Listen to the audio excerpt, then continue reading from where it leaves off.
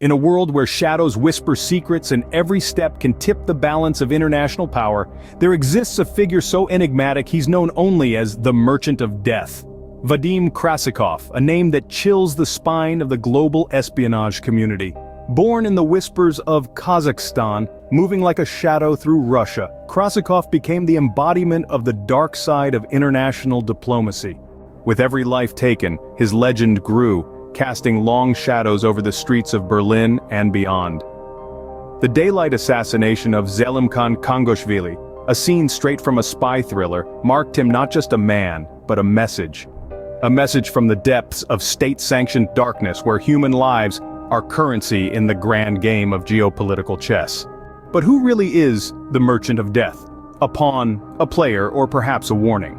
As nations play the dangerous game of diplomacy and espionage, Krasikov's story forces us to confront the unsettling realities of international relations and the moral compromises made in the name of national security. In the end, as the world watches and waits, the tale of the Merchant of Death serves as a gripping reminder of the fine line between order and chaos, justice and vengeance, in the shadowy corridors of power.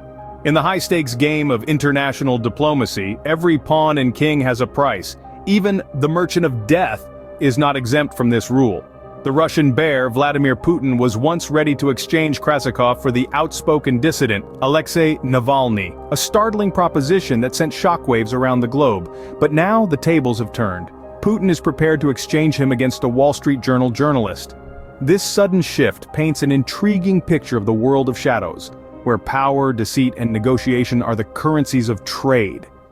Each exchange, each deal, each concession can tip the scales of international relations and power dynamics. In the end, every player has a price, and in the world of shadows, that price can change the course of history.